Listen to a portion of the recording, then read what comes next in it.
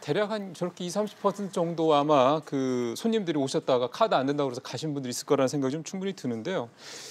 이런 분들이 굉장히 많을 거란 말입니다. 그렇죠. 이런 분들을 이게 금액이 또 그렇다 해서 몇백만 원, 몇천만 원 되는 건 또 아닐 테고 이렇게 아주 큰 돈은 아니지만 또 굉장히 다양한 분들이 피해자로 되어 있는 이런 사건들 같은 경우 피해 보상 받기가 어떨까 싶습니다. 그렇죠. 소액 피해고 다수자가 네. 피해를 보는 사례죠. 이런 것들이 예. 말이죠. 물론 이제 이게 언제까지 갈지 모르겠습니다만은 주말에 여기 신촌이라든지 홍대, 네. 한남동 이런 데는 주말 장사가 잘 되는 그러니까요. 곳인데요. 그리고 또 현금을 가지고 다니는 사람이 없잖아요. 요즘 그렇기 그렇죠. 때문에 상당 부분 피해가 있을 것으로 보는데 문제는 이제 이 피해를 이렇게 이제 봐야 되거든요. 기본적으로 이 장사하시는 분들이 자영업자들이 여기 한 17만 명 정도 있었던 것으로 봅니다. 이분들의 피해가 있고 또 개인들의 피해가 있습니다. 그렇죠. 예. 어쨌든 개인들이든 아니면 장사하는 곳이든 간에 약관에 규정되어 있는 피해가 있을 수 있습니다.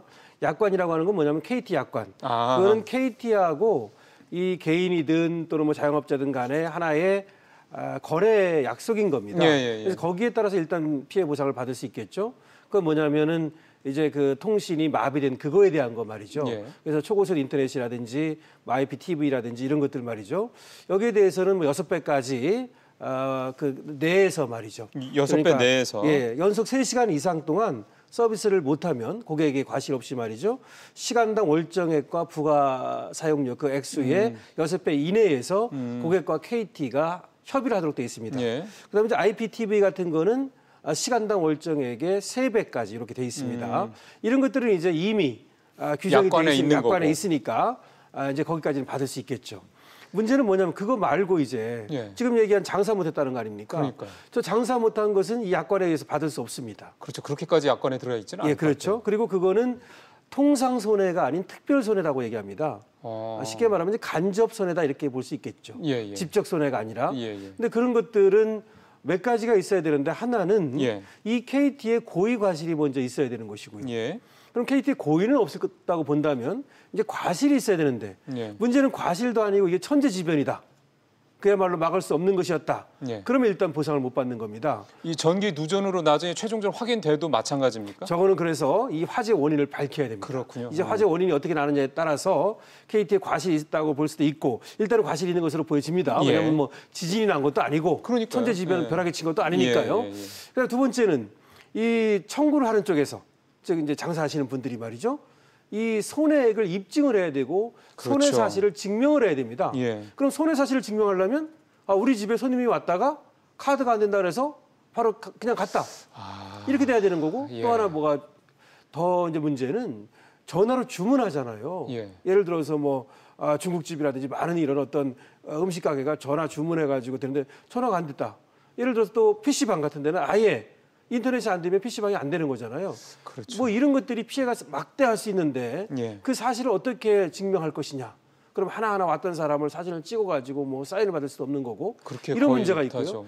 또 하나는 그런 사실이 있다 하더라도 손해액을 입증을 해야 돼요. 얼마인지. 그렇죠. 그 사람이 와서 짜장면만 먹을지 아니면 탕수육까지 시켜 먹을지 알 수 없지 않습니까? 알 수가 없는 겁니다.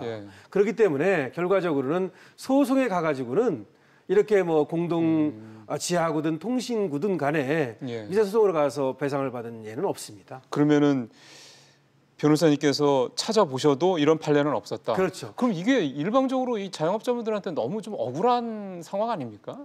그것이 이제 법리인데요. 1994년에 종로구에서 났던 통신구 화재라든지 금방 얘기했던 2000년도에 여의도에서 났던 그 상당히 큰 그런 어떤 그건 공동지하구였거든요. 공동지하구라는 건 뭐냐면 통신 케이블뿐만 아니라 전기 스토브 이런 거 다 지나가는 곳을 말합니다. 이제 여의도였기 때문에 잘못했으면 그때 금융대란이 일어날 뻔했거든요. 하여튼 뭐 그랬는데 이것을 갖다가 입증을 해가지고 소송으로 가가지고 피해 보상을 받은 예는 없고 다만 이제 이거를 정부에서 나서가지고 KT라든지 이런 업체와 또 고객 간에 또는 뭐 자영업자 간에 일단은 협의는 할 수 있을 것으로 봐요.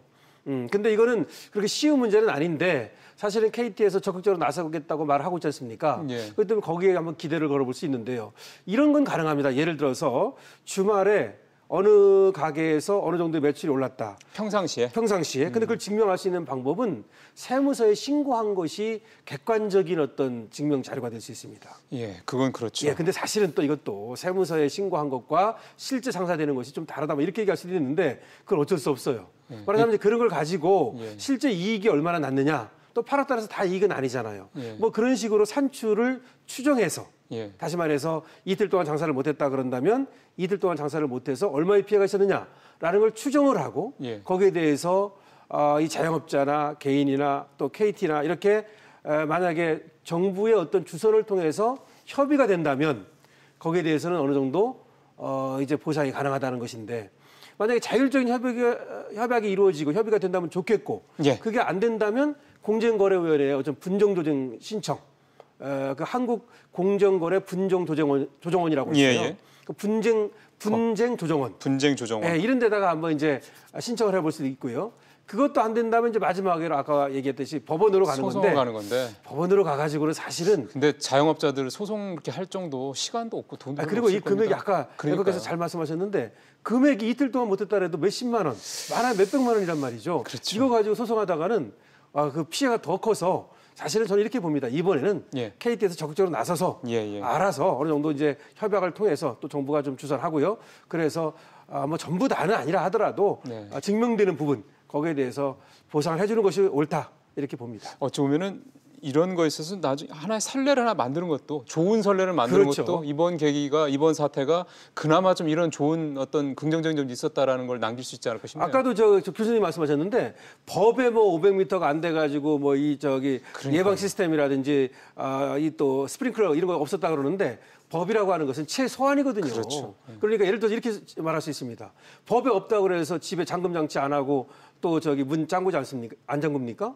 그러니까 쉽게 말해서 우리 집에 다 잠금 장치하고 이렇게 하는 이유가 법에 없어도 도둑을 막기 위한 것이잖아요. 그렇죠. 마찬가지입니다. 그래서 법에 없다고 그래가지고 이렇게 뭐 예방 시스템 또는 방지 시스템 이런 거 안 한 것들은 이제 문제가 있고요.